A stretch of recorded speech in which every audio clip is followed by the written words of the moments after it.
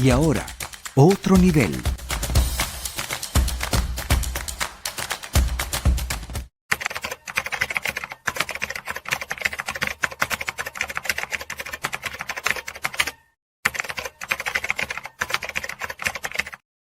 El gran Miguel Fontán, ilustre amigo, bienvenido, caramba. ¿Cómo están, ilustres amigos? Feliz año, ¿cómo les ha ido? ¿Verdad? Nuestro primer encuentro en este 2026. Sí, Así señor. es. Señor, ¿cómo ha estado todo? ¿Cómo lo recibieron? Bueno, muy bien. Sí, gracias a Dios, bien, bien, con salud, que es lo importante. Eso es lo importante. Tener salud, porque lo demás se logra, ¿vale? Pero Sí, cuando no hay salud, uno está muy comprometido. es verdad, más en este país.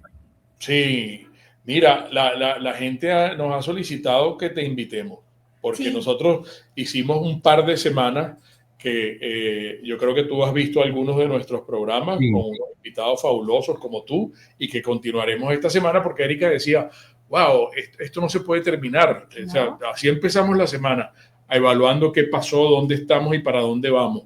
Entonces, bueno, fueron 2 semanas intensas y ahora empezamos esta semana un poco con la interrogante y hemos llamado estos programas especiales que tendremos esta semana, ¿cómo hacer política en tiempos de transición? Claro, no sabemos si estamos realmente en tiempos de transición. Esa sería la primera pregunta. ¿No? ¿Estamos o no en transición? Algunos dicen que sí, otros dicen que Sí. estamos en el punto cero de la transición. Pero fíjate, antes de meternos de lleno en ese tema, nosotros queríamos hacerte una precisión para que tú tuvieras algunos comentarios, porque hay gente que incluso en mi cuenta X me ha dicho, ¿cuándo vas a invitar a Miguel Fontán para que pida perdón? Pida perdón. Sí, para que él tiene que pedir perdón. No, es que no se pide perdón, se ofrece disculpas. También, por ejemplo. ¿Cómo ¿no? eso de pedir perdón? Sí. Bueno, y se ofrece disculpas. Sí, no, y es que incluso en el chat aquí alguien, bueno, inviten a Miguel Fontán porque él se equivocó. Entonces, se equivocó, bueno, como muchos que probablemente no pensábamos que esto iba a ocurrir, pues, ¿no? Sí, bueno, vamos a empezar por ahí. Efectivamente, yo bajo los supuestos que había hecho de que una oposición como esta no podía controlar, ni siquiera iniciar una transición por carecer de capacidades, por un discurso grandilocuente que estaba totalmente desfasado de la realidad. Bueno, por todas las características que ya he mencionado, la intervención de Trump se me hacía muy difícil y yo lo consideraba humo como el periodo anterior. Pues. El 4 de enero, la gente pensará que estaba triste, pero estaba bien contento cuando dije, miren, me equivoqué, no era bluff, ¿no? Entonces ahí me pasó algo interesante porque, y es verdad, yo no lo había visto, no lo había planteado así, ¿no? Me llama un amigo y me dice, oye, acabo de leer tu post, de verdad que te felicito por la sinceridad y por reconocer, porque en este país todo el mundo se hace el pendejo cuando se equivoca y tú por lo menos afrontaste tu equivocación, y yo a raíz de eso también te tengo que pedir una disculpa. Entonces, claro, él me decía, no, mira, claro que sí va a actuar, si tiene toda una parafernalia militar de ahí delante, no va a ser lo mismo que el año pasado que quedó en ridículo. Entonces a mí me sorprendió esa confesión, y le digo, disculpen qué, me dice, porque los que decíamos que iba a intervenir también nos equivocamos, porque los que decíamos que iba a intervenir era para sacar por completo al régimen, no para dejar lo que estaba aquí. Entonces, claro, nosotros sí tuvimos razón, mira, viste que se hizo, pero no tuvimos razón, porque prácticamente seguimos con lo mismo, hay una pequeña alteración. Entonces, claro, de ahí surge una reflexión interesante sobre lo que es precisamente si estamos o no estamos en transición, ¿no? Claro. Porque en términos de la ciencia política, la transición siempre se vive como un proceso de cambio institucional donde las prácticas de gobernanza del régimen anterior, que generalmente son autoritarios o híbridos, terminan transformándose en formas más abiertas de competencia política, democrática, de respeto al Estado de Derecho, y ahí es que se conduce a lo que llamamos democracia, ¿no? Eso nosotros, bueno, ya los intentos lo hemos tenido en Venezuela hace tiempo, todos ellos estuvieron plagados de rupturas, de negociaciones incompletas, de rehabilitaciones institucionales que fueron simuladas nada más, y por supuesto de mecanismos de contención del cambio real, es decir, nosotros abrimos, ¿verdad?, el por completo esa posibilidad. Entonces, desde ese punto de vista, es válido que algunos digan, mira, nosotros no estamos en transición, a lo sumo estamos en un punto de inflexión. Bueno, sí, puede ser, ¿verdad? Porque si bien Trump demostró que no era blue, y que afortunadamente en ese sentido me equivoqué, digo afortunadamente, y alguien me dirá, bueno, pero ¿cómo que afortunadamente? Si estamos en lo mismo, pero por lo menos tenemos un espacio de posibilidad que antes no teníamos, ¿no? Hay una exigencia que yo más adelante desarrollaré quizás esta idea. Hay una exigencia de Estados Unidos que no necesariamente lleva a la democracia, pero que sí necesariamente lleva a un estado de un poco más de vida material y espiritual que el que teníamos antes. Yo en anteriores programas había comentado una idea de que yo creía que los socios de Venezuela, China, Rusia e Irán iban en algún momento a presionar al régimen para que hiciera lo que yo llamaba capitalismo totalitario. Esa posibilidad de no salir del cerco autoritario, pero sí de darle mayores concesiones para la vida a la sociedad. Digamos así, un autoritarismo más benevolente. Entonces, claro, la gente decía, pero que eso no puede ser. Bueno, pero con todas las ramificaciones y la estructura y las capacidades de poder que tiene el régimen, desmontarlo es complicado y además es muy difícil. Y bueno, cerrando el punto anterior y ya abriéndonos para la transición, eso era mi fundamento. O sea, no puede haber una intervención como la que decían que sí iba a pasar, porque tú no puedes desmontar el régimen de un día para otro, porque el régimen estaba preparado para lo que ellos llaman una guerra popular prolongada. Y eso implica que tú puedas entrar, que tú puedas tomar, pero no puedas gobernar. Y esas capacidades todavía están. Ahora, Bueno, sí, dime. No, dime tú para que termines la idea, pues, ¿no? Lo que quería entonces era cerrar lo de la transición democrática. Yo estoy de acuerdo, incluso con algunos de tus invitados de la semana pasada, que esto sí empezamos una transición, pero yo no veo una transición democrática. Yo veo una transición dentro del propio régimen, donde el régimen se reinventa para tratar de estabilizarse y mantener el poder bajo ciertas concesiones, no solo internas, sino externas. Estábamos viendo que ha circulado un texto sin firma, donde habla que Rubio va a presentar al Senado el plan maestro para la era post-Maduro.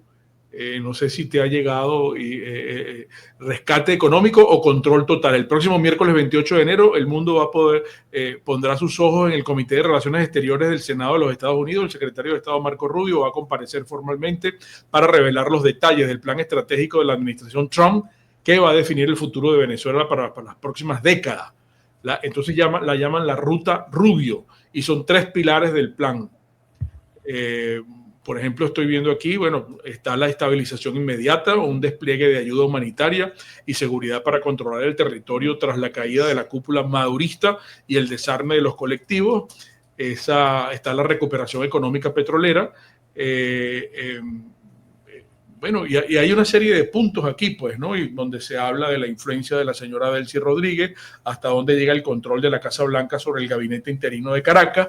No sé si se puede hablar de un gabinete interino de Caracas cuando se está hablando de una comisión de convivencia y paz, Miguel. Sí, mira, yo en lo particular le tengo muy poca fe a Marco Rubio, ¿no? Eso quien me lee en el post, ya va, un momento. Aló. Estamos en vivo. Estas cosas pasan. No te No, preocupes.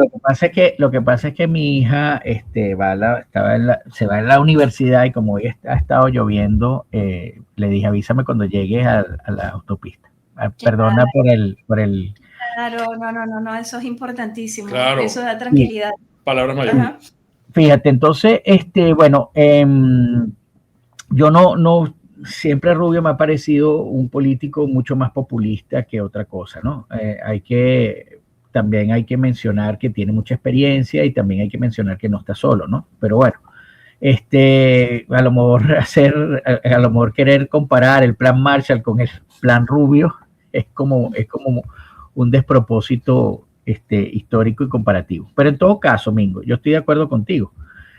Fíjate, nosotros son dos cosas profundamente importantes, pero también profundamente distintas. Una cosa es dar estabilidad a la sociedad, ¿verdad? Después de todos estos años de destrucción y de sufrimiento, porque tú llevaste al venezolano de vivir una vida relativamente plena, con libertades de elegir cómo él trataba de vivir su vida, a un modo de supervivencia que lo que hace es llevarlo a fin de mes, si acaso alcanza para fin de mes, ¿no? Entonces, esa estabilización económica implica también desmontar lógicas y estructuras, que es precisamente la que nos ha llevado a esto, que no son solamente estructuras de corrupción, son estructuras ideológicas. No olvidemos que tenemos aquel video famoso del hoy ministro de Educación Básica, creo que decía, no se le puede dar dinero a la gente porque entonces los convertimos en escuálidos.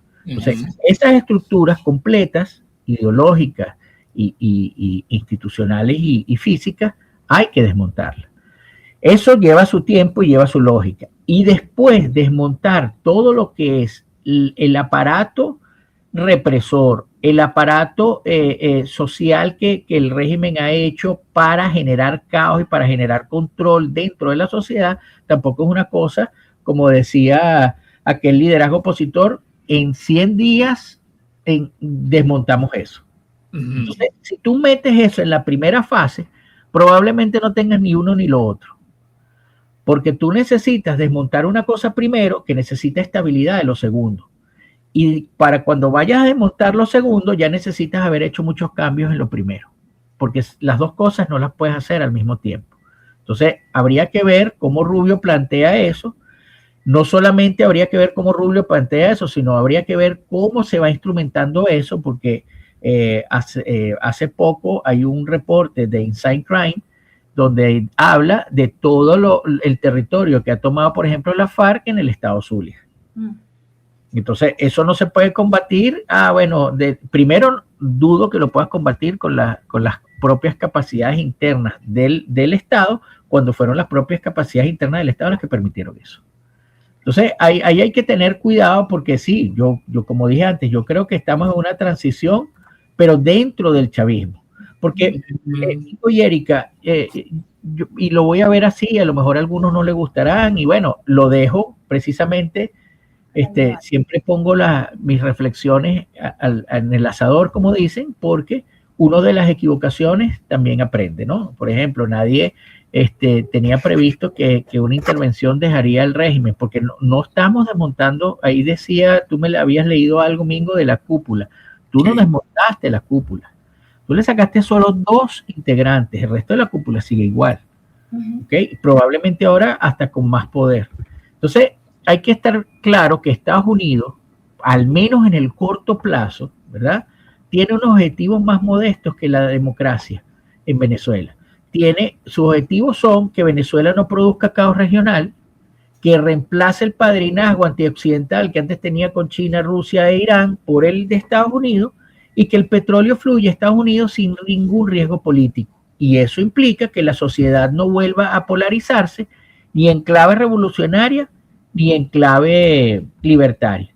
Y por ahí a lo mejor viene el tema que tú mencionabas de la creación de la Comisión de Paz, que para mí no es más que un dispositivo simbólico, ¿verdad? Porque además el nombre no es inocente, convivencia y paz, que pretende convertir discursivamente lo que no puede convertir todavía en acción, en condiciones mínimas para existir, ¿Por qué no puede? Porque siguen siendo los mismos, porque prácticamente están haciendo lo mismo, porque el discurso ha variado, pero no ha variado tanto, y tú lo nombrabas, ustedes dos nombraban ayer la intervención de Delcy. Entonces, ese aterrizaje de este nuevo, vamos a llamarlo así, de esta nueva generación de chavistas en el poder, se tiene que hacer más o menos como siempre se ha hecho. Entonces yo no veo que tenga condiciones mínimas para la convivencia y la paz. Claro, ahora fíjate, hay varias cosas, escuchándote con atención. Ajá. Si quieres, hacemos el segundo bloque de publicidad para que entonces abordemos la pregunta. Sí. ¿Te parece? Tú te tienes que retirar temprano, Miguel. No, era para escoltar a mi hija, pero ya los hijos crecen rápido. Ok, no es que para... entonces listo. Es que para que no se me vayan las ideas. Dale tu idea, pues. Déjame ver dónde me había quedado. Hay gente que habla que esto está tutelado por los Estados Unidos, que esta etapa que estamos viviendo, que tan tutelada pueda estar políticamente hablando por los Estados Unidos lo que está haciendo la señora Delcy Rodríguez internamente. A lo mejor está tutelada la parte del petróleo, la parte energética, la parte de los negocios, la parte que pudiera estar gerenciando la administración de Trump en cuanto a la parte de business. Pero, ¿cómo te diría para que aterrizáramos se habla de que en esta etapa hay que sentarse a negociar, que hay que sentarse a pactar. De nuevo se habla de pactos, pues, ¿no? Que hay que buscar generar confianza, que otro de las frases que se usan típicas es que hay que reconstruir el tejido social. Entonces, yo no sé si esas cosas son como prematuras, porque eso fue el 3 de enero lo que ocurrió.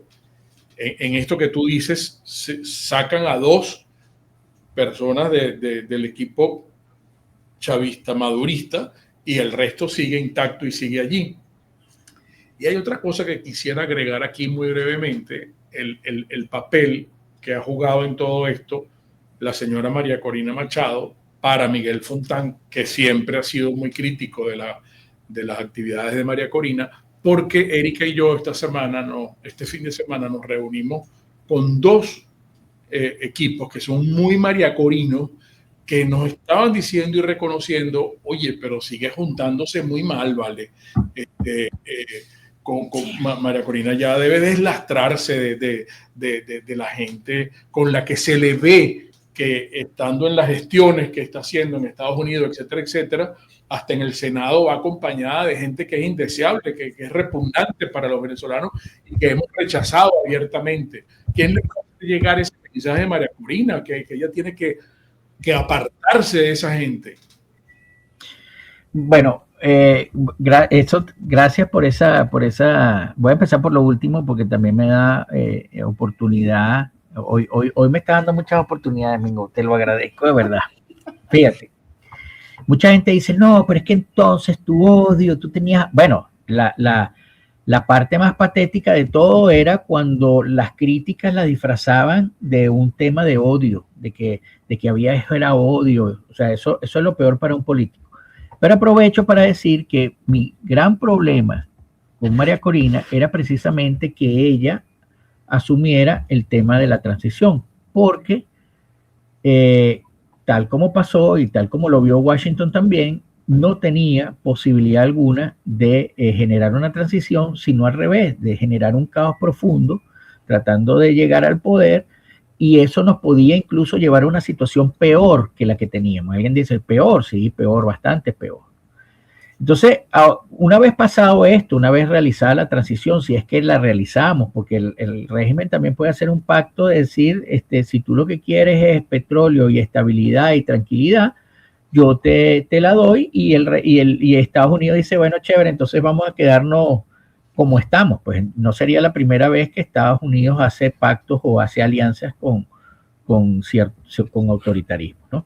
Pero en todo caso, una vez pasado eso, bueno, si la gente considera que su proyecto político es viable para llegar al poder, yo no tengo ningún problema en eso. Ahora vuelvo y me incluyo en tu la respuesta a tu pregunta. Fíjate, María Corina, y es lo que yo he visto, no ha podido desarrollar capacidades propias, capacidades políticas propias para deslastrarse de los de antes.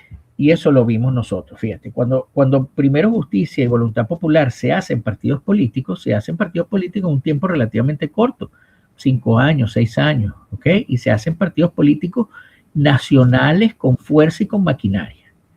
María Corina estuvo 10 años tratando de hacer un partido político y no salió de un movimiento político que se llamó 20 Venezuela. No logró transformar esa maquinaria en un partido político del tamaño a lo mejor de Primero Justicia, de Voluntad Popular. No hablemos de AD porque, bueno, AD en su esplendor y COPEI eran partidos políticos brutales, ¿no? Entonces, ¿qué pasa? Que a la hora de llegar o de hacer carrera por el poder, tú necesitas una maquinaria partidista. Al no tener la maquinaria partidista, tú tienes que aliarte, que fue lo que pasó. ¿Cuántas veces no vimos nosotros, la gente no le paró mucho, cuando hacías campaña, tú teniendo todo el capital político? Porque la campaña, la campaña era por Edmundo, pero el capital político era María Corina. Ahora, las movilizaciones, la estructura, el apoyo, venía de gente de Voluntad Popular a veces, de gente de AD a veces, o de gente de Primero Justicia a veces. La forma de hacer política en Venezuela es muy sectaria. Cuando fue Capriles, Primero Justicia, que tenía su capacidad, blindó todo, y Capriles, como era el candidato de Primero Justicia era la que se encargaba de todo. ¿Okay? Lo mismo pasó con cuando Guaidó llegó a la presidencia. Pero cuando María Corina tiene su oportunidad, no puede deslastrarse de los otros, no puede blindarse, a pesar de que siempre la acusan de que no dejó permear, sí dejó permear en ciertas estructuras políticas. Entonces, yo no veo viable, Mingo y Erika, que se pueda deslastrar porque no tiene capacidad política para hacerlo, capacidad política en términos de estructuras. Cuando tú te vas a Voluntad Popular, tú puedes nombrar a 5 personas, ¿verdad? Más o menos. De hecho, los Guanipa no vienen de 20, ¿verdad? Entonces, tú cuando hablas de Voluntad Popular, nombras 5 personas. Hablas de Primero Justicia, nombras 5 personas. Cuando hablas del entorno de María Corina, solo nombras una persona. Entonces, eso te resta posibilidad a ti y margen de maniobra y capacidad política para, sobre todo para enfrentar el poder en una transición. Y más cuando tu discurso, a mí me parecía eso terriblemente peligroso. La gente ni siquiera lo veía, pero no, es que tranquilo, que estamos listos para agarrar el poder. En 100 horas tomamos el control del Estado. Es que en 100 horas todavía no llegas a Miraflores. O sea, si se hubiese dado una transición como lo que esperaban que interviniera Estados Unidos fuese así, tú todavía en 100 horas, todavía hoy estaríamos en caos. Eso es así. Entonces, cuando tú tienes un discurso alejado de la realidad, cuando tú eres el único personalismo del partido o del movimiento, y cuando no tienes una maquinaria que te acompañe, tú no te puedes deslastrar de lo ya establecido. Tú tienes que establecer alianzas, a lo mejor agarrar el menos malo. Pero resulta que Mingo y Erika, porque ustedes me lo han denunciado, yo no sé cuál es el menos malo de esta política, que lo que se ha encargado de la política opositora, que las veces que ha tenido la oportunidad de encauzarse hacia el poder o de tener el poder, lo han dilapidado por incomprensión en el caso de Capriles y por malversación y corrupción en el caso de Guaidó. Claro. Ahorita sí vamos a hacer un pequeño paréntesis y creo que la gente está mayoritariamente solicitándote si tú crees que esta gente está ganando tiempo y ahí vendrá un reacomodo de estos para quedarse en el poder. El gran Miguel Fontán nos acompaña hoy en este inicio de esta nueva tira de programas especiales, cómo hacer política en tiempos de transición. La cocina de María Torres. María Torres es la chef de la cocina mantuana en Venezuela. Dentro de los platos que María destaca, hay que llamar a María, usted no se va a poder cocinar empezando. Mire, encargue la chalupa de pollo, pero es que además puede encargar la empanada española de atún. Todo esto es de 4 personas en adelante, pues, los pedidos, pues, ¿no? la empanada española de pollo, pero también el pastel de polvorosa. El pastel de polvorosa, el pastel de polvorosa de auyama y queso de cabra, el pasticho de berenjena, el pasticho de carne y el pasticho de hongos y espinacas que nos trajo María hace ya un tiempo. Uy, hay que hay que llamar a María. Uy, qué rico. Toda la cocina de María Torres, los recuerdos culinarios de siempre. Distasi Motors es la onda de los palos grandes. Nosotros el viernes tuvimos una reunión maravillosa con el equipo de mercadeo de Distasi, la onda de los palos grandes. Vienen una serie de cosas que no puedo decir todavía por aquí. Por lo que sí puedo decir es que usted se debe acercar esta semana a Distasi Motors para que maneje, para que pruebe los nuevos modelos 2026 de Honda que están aquí en Distasi Motors, la Honda de los palos grandes. El Honda City, que es un carro que reúne lo que es familiar y lo que es ejecutivo. Y la camioneta HRB, que es una señora camioneta. Pregúntenle a la señorita Erika para que les describa, o vayan a ver el documental que hizo ella. Está en las redes de Distasi. Ella hizo un documental de 2 partes. Dino de Laurenti se quedó corto al lado de lo que hizo la señorita Erika, ¿no? Distasi Motors, la Honda de los palos grandes. Y Produzca, amigos. Mire, Produzca es así como una póliza de seguro. Es como una póliza de seguro que usted tiene en la empresa, tanto los obreros, empleados, como los dueños de la empresa, porque es que un accidente no lo quiere nadie, y eso es meterse en camisa de 11 varas. Usted tiene que prevenir cualquier tipo de accidente, porque el lugar donde usted trabaja puede haber un calor radiante, puede haber manejo de químicos, puede haber partículas tóxicas, puede haber impactos, puede haber, virutas, soldaduras, y entonces Produzca tiene todos los implementos para que estemos protegidos y seguros en nuestros lugares de trabajo. La ficha técnica www.produzca.com, pero es que además también la asesoría gratuita de Produzca, y en el Instagram también, www.produzca.com, Instagram produzca.ve, seguridad en tu empresa de los pies a la cabeza.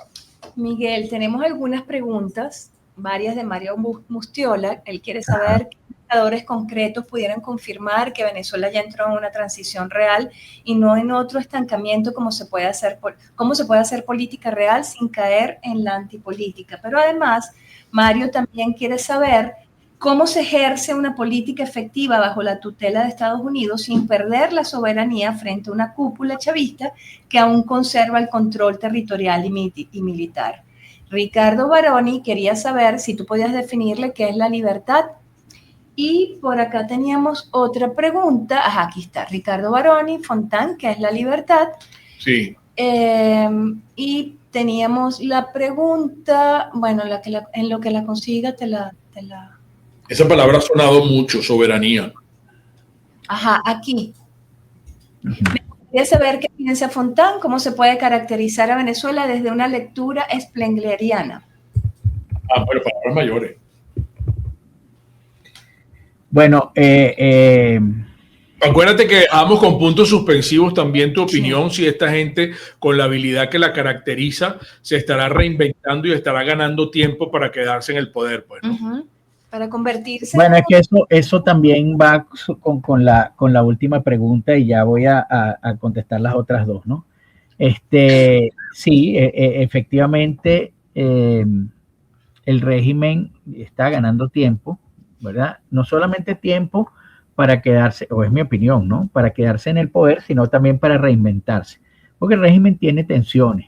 Fíjate, es interesante esto que leía tú y Erika antes del embajador ruso, ¿no? Sabemos los nombres porque, por supuesto, la forma como sucedió el 3, la forma como entraron las aeronaves casi que a libre tránsito por el territorio, deja muchas interrogantes. La primera interrogante es, efectivamente, tú neutralizaste la capacidad militar, que era básicamente capacidad militar rusa y china, ¿ok? Los dejaste obsoletas y no pudieron hacer nada.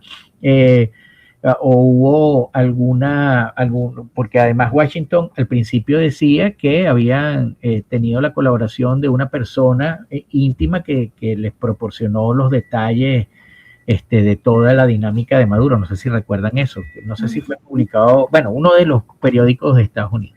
Entonces, claro, esa tensión también presiona a los que quedaron, ¿no?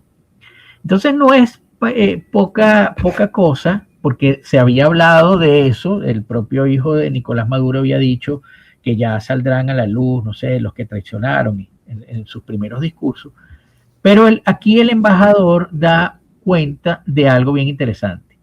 Los que los traicionaron ya no están en el país. Se fueron. Se fueron. Es decir, vamos a librar de toda culpa a los que están. ¿Okay? Ese pequeño detalle que generalmente la gente pasa desapercibido, no es tan pequeño, porque lo que hace es decir, bueno, mira, los que están aquí son los que son, no tienen nada que ver en ese asunto.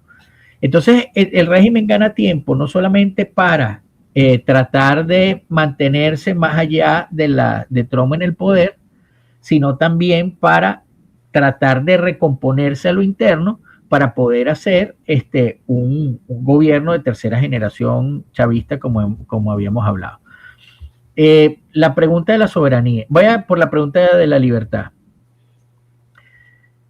La libertad es una categoría que es totalmente subjetiva. No la puedes llenar de contenido. Yo te puedo decir qué es libertad para mí, ¿verdad? Pero no necesariamente es la libertad para Erika y Mingo o para el oyente. Y por eso es que el tema de la libertad siempre se ha trabajado como generar las condiciones en la que tú puedas desarrollar la vida digna que tú quieres desarrollar. Mira, es que yo quiero ser músico y quiero vivir en el campo y quiero que todo tenga los servicios y quiero que nadie me fastidie. Bueno, entonces se te generan esas condiciones porque así tú decidiste que es vivir tu vida en libertad. Por supuesto que hay unos mínimos. Unos mínimos es que yo pueda decir las cosas, ¿verdad? Y tenga libertad de expresarme y no por ello ser execrado, eliminado o exiliado, ¿verdad? Eso es parte de lo mismo, pero ¿qué es la libertad? Eso solo se lo puede responder la persona. ¿Qué quiere hacer ella con la libertad? Y como la libertad es muy compleja, porque lo primero que requiere es responsabilidad propia, es decir, tú te haces cargo de ti mismo, entonces mucha gente cree que la libertad es que alguien se haga cargo de ciertas cosas y que le permita la posibilidad de moverse en ciertos espacios o que le permita tener capacidad material para comprar lo que quiere. Entonces, ¿por qué? Porque otro se está haciendo cargo de lo que se tenía que hacer. Por ejemplo, la libertad pasa, ¿verdad? Si tú estás en un condominio, por participar en los asuntos que son comunes, ¿verdad?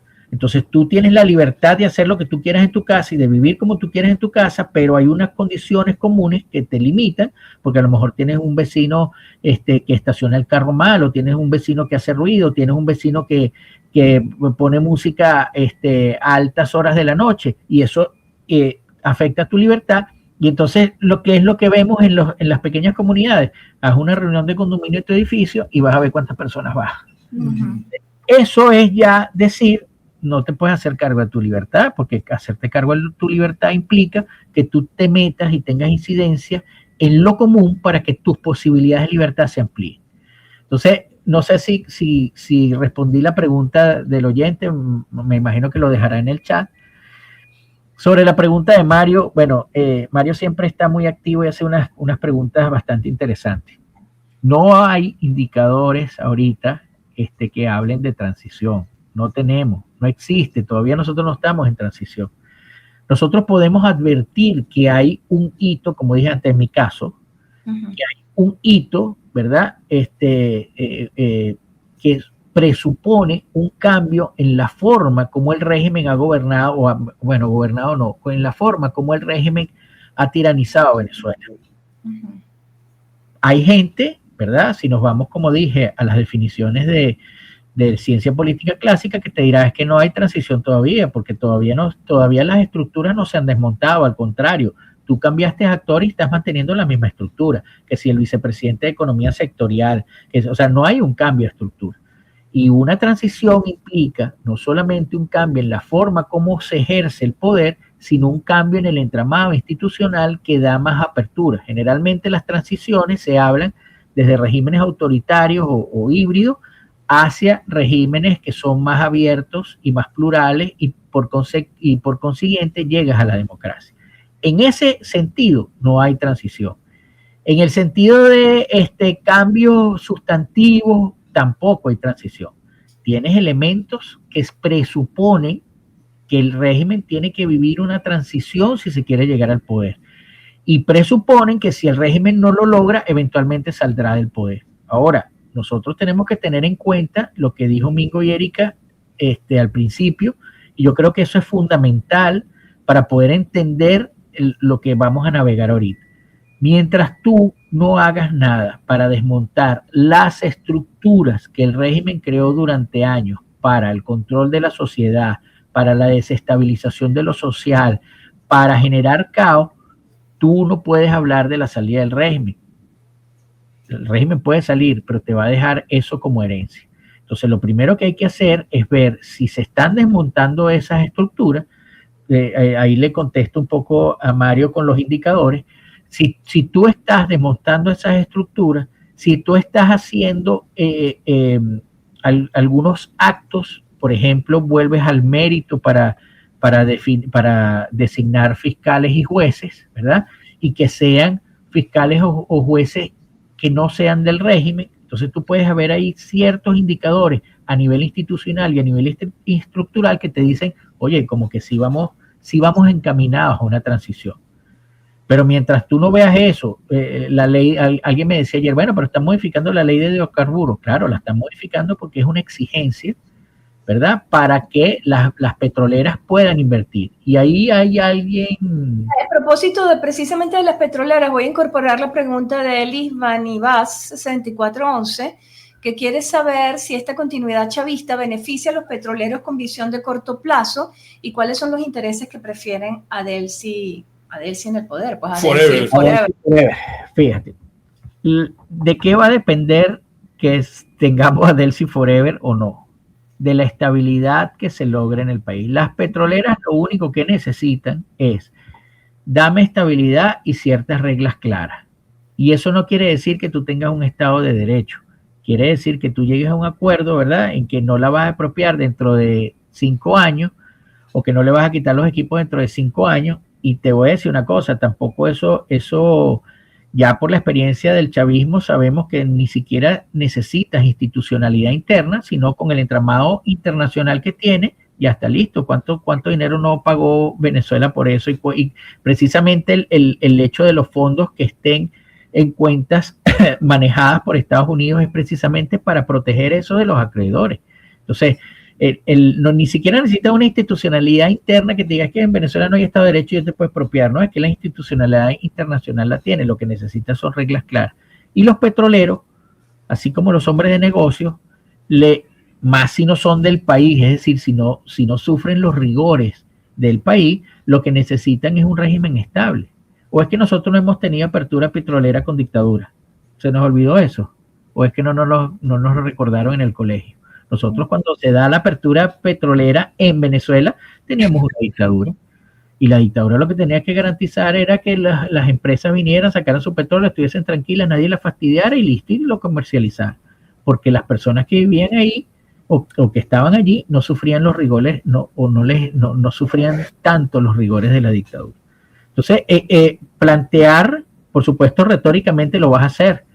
No, es un Estado de Derecho, entonces tú tienes mayor posibilidad de hacer negocios. Sí, tienes mayor posibilidad de hacer negocios a alguien que esté fuera de los convenios. Pero si yo no creo, ¿verdad? Y lo hemos visto, el cambio y el giro que ha dado el régimen con respecto en corto plazo, porque han pasado 23 días nada más. Ya están modificando la ley de hidrocarburos. Ya están ampliando, bueno, ya están vendiendo petróleo, tanto así que ya recibieron 500 millones de 5.000. Entonces, el cambio que ha hecho el régimen con respecto al tema petrolero, ojo, y no olvidemos que antes decía, si hay aquí una intervención mínima, no le vamos a dar petróleo. Sí. ¿No? Eso era un discurso. Mira, Jamín Zambrano pregunta, se corre rapidísimo esta pregunta, Dios mío. Ya va, Miguel, dame un segundo. Espero que la mayoría no esté mentándome a mi madre que está en el cielo. Se va entonces hacia un sistema, quiere saber Jamín Zambrano, se va entonces hacia un sistema de capitalismo totalitario. Vamos pues a parir y a comprar condones caros, como China, como el ejemplo que decía la vecina. Claro, y yo quiero incluir aquí algunas cositas también. Si a Miguel Fontán lo invitan a participar en la Comisión de Convivencia y Paz, Miguel participaría en ella, porque la gente se pregunta también, bueno, ¿y cuándo vamos a empezar a hacer nosotros internamente por nosotros mismos? ¿Cuándo vamos a llevar adelante la política? ¿Cuándo vamos a hacer las cosas por nosotros mismos? Pues, no tuteladas. Porque también en este caso hay muchos políticos que quieren empujar a decir que estamos en transición porque ellos quieren aterrizar en elecciones, porque quieren elecciones a como de lugar, pues, ¿no? Y cómo evalúa Miguel el discurso que tiene esta gente. Devuélvannos a Maduro, porque Maduro está secuestrado, porque hay un show de drones y han tapizado la ciudad, o yo no sé si Venezuela entera, con vallas de Maduro abrazado, besándose con Silvia, como la pareja aquí, que nos quitaron a esta pareja presidencial y tienen que regresarla. No sé si... Bueno, tengo tres preguntas ahí pendientes. Eric y Mingo, por favor, me las recuerdan si me pierdo. Voy a empezar por la pregunta si yo participaría en la Comisión de Convivencia y Paz. No participaría en la Comisión de Convivencia y Paz, ¿no? Y alguien diría, bueno, y entonces tú siempre criticas y no te metes en la... Ok, fíjate. Sí. Lo primero que tiene que recuperar la sociedad, eso sí lo digo de corazón, lo he dicho varias veces, es pensamiento crítico, porque esta sociedad lo que tiene es exceso de militancia, y la militancia polariza, y la militancia hace primero que me sienta impedido de sensibilizarme a un argumento mejor y de encontrar puntos en común sobre los cuales podamos debatir. Habrá puntos que nos separan, y eso no significa que nos aíslen. Siempre habrá puntos sobre los cuales podemos reflexionar y ampliar. Entonces, lo primero que tiene que hacer la ciudadanía es el pensamiento crítico. ¿Por qué digo esto?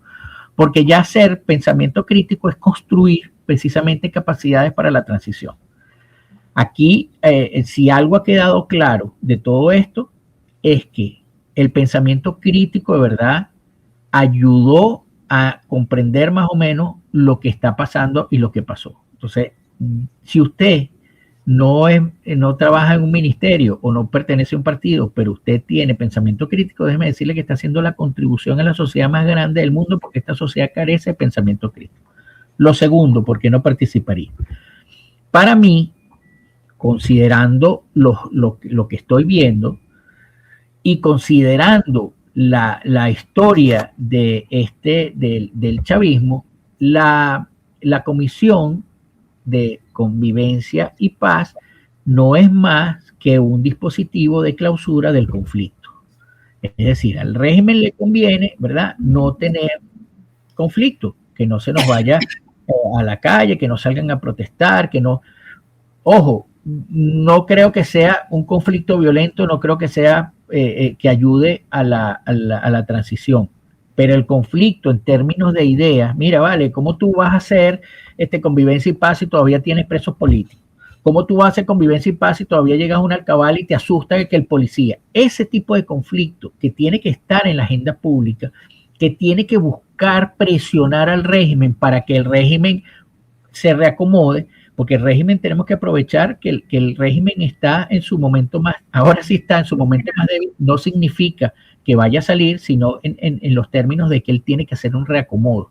Entonces, bueno, vamos a aprovechar ese reacomodo. No podemos aprovechar ese reacomodo diciendo, mire, es que elecciones, porque como dije, el régimen está débil en un sentido, pero en otro no, en otro sigue más fuerte, tan fuerte que ¿qué hizo Trump?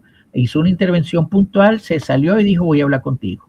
Y estamos hablando, ¿verdad?, de la primera potencia que mete miedo cuando hace desfiles militares y que además, dicho por los propios actores venezolanos y por supuesto los propios actores norteamericanos, dijeron que se usaron armas que jamás se habían visto. Entonces, si tú tienes esa capacidad bélica y aún así decides que lo mejor es hacer esto para presionar y decirle al otro, yo estoy dispuesto a hacerlo, pero vamos a colaborar, no es cualquier mortal, ¿verdad?, que ni siquiera pudo cobrar ninguna elección, porque no estoy hablando de la del 24, Capriles no cobró la suya, Guaidó no pudo hacer la transición, Edmundo no pudo cobrar a pesar de que estaban preparados para cualquier fraude. Entonces tú me vas a decir que sí vamos a una elección porque tú vas a arreglar esto. Eso es lo primero que nos tenemos que quitar de la mente todo. Nosotros tenemos que generar la elección. En una transición, la elección es el último recurso. Y es el último recurso porque lo que busca es la legitimidad del nuevo poder. No porque a partir de allí se haga la transición. Entonces nosotros tenemos que dejar de ser niños infantiles que la gente que nos ve dice, no vale, esto no lo puedes dejar solo. Tú lo dejas solo y te queman la casa. Entonces, las elecciones es la última instancia en una transición y generalmente se hace para buscar legitimidad de las nuevas formas de gobierno, no para iniciarlas. Entonces, cuando tú estás en una oposición que dice, no, ya estamos listos para tomar el poder, pero tú ves a Smolansky o ves al otro detrás, tú al mínimo agarras miedo y terror. Entonces, vamos a olvidarnos de eso. Hay una imagen que, por cierto, me pasaste tú, Domingo, que hay un accidente de tránsito delante y por el retrovisor está Borges, Capriles, María Corina, y es verdad, esa imagen nosotros la tenemos que poner. Nosotros no podemos ver en el retrovisor. El tiempo de todos ellos ya pasó, ¿ok? El tiempo de todos ellos ya pasó. Entonces, no podemos ver por el retrovisor. Tenemos que encontrar la propia ciudadanía, porque eso es otra cosa. La ciudadanía, el que me preguntaba la libertad. ¿Tú crees que un ciudadano venezolano que habla de libertad, de verdad piensa en libertad cuando espera un Mesías? Que le resuelve. Tú no piensas, no está pensando en libertad. Cuando agarra el personalismo político y lo hace la única forma de acción política. Con mi candidato no te metas. Al contrario, la representación política lo que busca, o lo que debería buscar, es generar las condiciones de acuerdo a los proyectos que maneje y la perspectiva que maneje, de representar los intereses de la sociedad. No al revés. Aquí va al revés. Aquí va el líder dice, mire, Mingo y Erika, por favor, vamos a decir que necesitamos elecciones para continuar la transición. No necesitamos elecciones, necesitamos volver al pensamiento crítico, no perder el momento del conflicto, no hacerlo violento porque eso no nos va a garantizar nada, pero sí no dejarlo de hacer. Entonces todos los días decir las cosas que tienen que ser cambiadas por el régimen. Mira, vale, yo quiero sentirme seguro en una alcabala. ¿Hasta cuándo estos malandros que están aquí? Yo veo en las carreteras, en la calle subiendo a Altamira y veo esos tipos encapuchados y lo que me dan es miedo porque los confundo con colectivos. ¿Hasta cuándo los colectivos van a estar en eso? Y eso tiene que ser agenda pública. Claro. Porque tenemos que aprovechar que de eso se tiene que ocupar el régimen para poder estabilizarse. Muy bien. Mira, una última pregunta porque ya estamos en tiempo de cerrar, no queríamos dejarla fuera, de Alberto Sánchez. ¿Cómo se reconstruye la dignidad nacional cuando el cambio llegó desde afuera? Porque el miedo interno nos paralizó. Muy bueno. Yo diría, es muy buena pregunta. Yo diría que no solo nos paralizó el miedo interno, nosotros no supimos cómo resolver nuestros problemas internos. Y hay mucha gente, bueno, por aquello de la soberanía, que creo que me quedó pendiente, la soberanía en Venezuela como concepto solo existe en los términos jurídicos. Tenemos un territorio delimitado y eso es lo que llamamos soberanía. Pero en estricto ejercicio político no tenemos soberanía. Pero no tenemos soberanía desde hace mucho tiempo, ¿no? Nosotros tenemos, a mi modo de ver, que volver a sentir esa necesidad de soberanía, porque hay algunas personas que justificadamente, no, el tema de la soberanía les va y les viene, porque tú, por ejemplo, eres ciudadano estadounidense y tú estás en un país y te sientes que tú muestras tu pasaporte o muestras que eres ciudadano estadounidense y hay un estado que te protege y te acompaña. Entonces tú dices, claro que sí, ¿no? Esta es soberanía. Tú muestras un pasaporte venezolano y sientes que el estado es el primero que te patea. Pero nosotros tenemos que ir construyendo ese sentimiento porque los políticos no lo van a construir por nosotros. Tendríamos que decir, como Maquiavelo, ¿verdad? Que decía, ojalá tengan la suerte de contar con un grupo de personas que le hagan buenas leyes, ¿verdad? Para poder desarrollarse como país. Y eso es muy triste porque los representantes políticos no vienen de afuera, salen de la propia sociedad y están mezclados con los vicios de la propia sociedad. Entonces, mientras nosotros no agarremos, ¿verdad? Y tengamos un rechazo profundo a la corrupción, no vamos a dejar de tener políticos corruptos. Mientras nosotros no tengamos cero tolerancia con aquel corrupto, nosotros vamos a exigir a lo sumo, oye, ¿hasta cuándo María Corina se va a reunir con esa gente? Si nosotros tuviésemos cero tolerancia con eso, ya eso no pasaba porque apenas salgas con ese corrupto, estás fuera del espectro político. Esos son arreglos morales que tiene que hacerse la sociedad. Entonces, con el tema de la soberanía, también. Yo estoy de acuerdo con eso. ¿Cómo se va a llamar? ¿De qué dignidad vamos a hablar? ¿Verdad? No solamente si vinieron otros a resolvernos el problema, porque también el problema era de ellos. O sea, fuimos tan incompetentes que el problema de nosotros internos lo hicimos problema mundial. Pero además, cuando tú tienes gente que levanta la bandera y dice, yo quiero ser el Estado 51 de Estados Unidos. Entonces, yo no estoy hablando de un amor por la patria absurdo, romántico, nacionalista.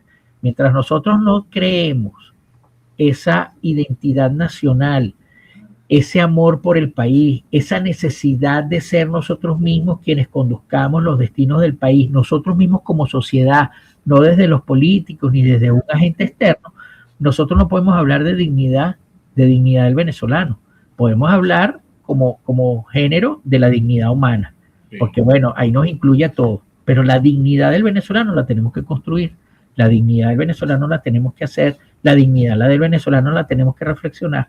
Y la única manera de empezar a reflexionar es dejar el maniqueísmo de ese amor por el líder, ¿verdad? Porque ahí tú empezabas la pregunta, Mingo, increpándome, y de verdad te lo agradezco por el tema. Mira, te equivocaste, es verdad, pero ¿por qué la gente no recuerda? Porque es verdad lo que tú decías, el martes me cayeron encima. Bueno, hay gente que me dijo, no, ya no vale disculpe. Yo dije, bueno, entonces me tendré que suicidar. Pero ¿por qué no hicieron lo mismo cuando dije María Corina no es la persona idónea para la transición? Ahí nadie me dijo, oye, de verdad te equivocaste aquí, pero tenías razón aquí. Entonces nosotros tenemos que dejar ese maniqueísmo y ese amor por el liderazgo, esa necesidad del personalismo, porque nosotros para ser libres nos tenemos que hacer cargo de nosotros mismos. Y cargo de nosotros mismos implica que vayamos hacia lo común, con un pensamiento crítico, sin fanatismo, dispuestos a no tolerar ciertas cosas. Por ejemplo, si yo tengo una idea aquí y digo, mira, no, es que para arreglar el problema de Venezuela es que tenemos que eliminar Venezuela. Entonces dice, no, eso no puede ser. Esas son cosas que sí merecen intolerancia. El resto no. Hay que construir el país, hay que construirlo con base a argumentos, hay que construirlo con base a necesidades, pero hay que construirlo con base a conflictos dialécticos. Si no, no vamos a hacer nada. ¿Para qué queremos la democracia? Si Mingo dice, mira, no, vale, yo creo que María Corina no sirve. Mingo, tú eres chavista, desgraciado. ¿Para qué quieres la democracia? Tú no quieres una democracia. Tú quieres llegar al poder y llamar a tu arbitrariedad democracia, que es lo mismo que hace el régimen. O sea, ¿cómo es posible que la propia maquinaria partidista de esos líderes digan, el que se meta con la líder es chavista, pero y tú me estás pidiendo democracia a mí? ¿Pero qué es eso? Desde ahí es que tenemos que empezar, Mingo y Erika, desde allí. Queremos construir Venezuela, queremos hacer una transición, tenemos que recuperar la capacidad crítica, tenemos que recuperar los argumentos y tenemos que desechar el personalismo. Que a mí me gusta Erika como candidata y yo quisiera que llegara al poder. Chévere, yo quisiera que llegara al poder. Mira, a mí me parece que esto es loable. Y el que le gustará a Mingo dirá, no, pero esto es que le gustará a Mingo. Ahora, yo no puedo decir, no, no me gusta Erika, no me gusta Erika porque Erika no sirve para eso. Ajá, ¿por qué no sirve para eso? Porque creo que todas las personas que han pasado por este programa, que han criticado el liderazgo en su oportunidad, han dado argumentos de por qué, igual que nos han defendido. Ahora, ¿qué terminó pasando? La realidad se impuso. La realidad se impuso tanto para decir, no es humo, como para decir, oye, esta parte también tenías razón. Y eso tenemos que reconocerlo y partir desde allí. Si no, no vamos a tener, les digo una cosa, mientras la sociedad siga polarizada, mientras la sociedad siga infantilizada, mientras la sociedad siga en eso de, este es mi periodista, que yo sigo y lo que diga él es, y si él dice que el crítico es chavista, yo lo creo, nosotros le estamos haciendo un gran beneficio al régimen para quedarse. Porque el régimen es el único que va a mantener el control. Quien polariza, ustedes de verdad piensan que cuando Trump hace la forma de hacer política que hace, lo hace porque a él le gusta solo el conflicto. Porque en la medida que polariza, la sociedad norteamericana también tiene el control sobre esa polarización. Entonces, el poder polariza siempre. Chávez no hizo desde un inicio amigo-enemigo. No fue el gran polarizador de esto, no fue Chávez. ¿Y cuántos años duró Chávez? Maduro no lo continuó. Y por supuesto, de él sí lo va a continuar. Ahorita, bueno, ahorita está en su momento político, quizás más débil. Entonces ahí es donde tenemos que aprovechar nosotros para tener pensamiento crítico, para colocar en la agenda los que de verdad tienen que ir hacia la transición, no que haga elecciones. Olvídense de eso, las elecciones es el último paso. Si nosotros no hacemos las elecciones como último paso de la transición, perdimos la transición. Porque además uno de los elementos de la transición es que no sea reversible. Sí. Miguel. Qué bueno escuchar a Miguel, de verdad que sí. No, como siempre, gracias por la invitación. Teníamos tiempo que no conversábamos. Para mí, ustedes saben que para mí es un honor, precisamente por el trabajo que ustedes hacen, hablando de pensamiento crítico, porque ustedes buscan eso, y Erika en estos días lo dijo. Yo te coloco las ideas, yo te coloco ustedes colocan el espacio para que la gente aprenda a pensar. Porque hay que aprender a pensar, no es que, bueno, sí, yo reflexiono, no, porque tú puedes reflexionar. Uno de los elementos importantes en los totalitarismos es que, por ejemplo, el juicio Eichmann, que fue emblemático en el tema totalitarismo, Hannah Arendt decía, es que él no piensa, y entonces la gente decía, ¿cómo que no piensa? Claro que sí, mira, hizo todo un diseño, sí, pero no piensa en términos de consecuencias. Entonces, claro que sí, utilizan la lógica para mantener la estructura, no para derribarla o no para debilitarla. Entonces nosotros tenemos que volver a eso. Nosotros de verdad, ojalá este espacio siga muchos años más. Ustedes sigan con esa misma corriente que los identifica, de no complacientes, de ser plurales, de buscar ese mover fibras, aunque sea, oye, este tipo me cae mal, pero lo voy a escuchar a ver qué dice, y sensibilizarse a eso, opinar eso y contraargumentar contra eso. A eso es que debemos volver. Sí. 1.000.000 de gracias, Miguel, por esas palabras. Qué bonitas palabras, de verdad. Qué comprometedora. Sí. Un abrazo muy fuerte, de verdad, gracias. Gracias, Miguel. Gracias a ustedes. ¿Cómo hace Mingo? Aprendiendo. Excelente, de verdad. Y eso incluso tú lo llevas a lo que es Proyecto País.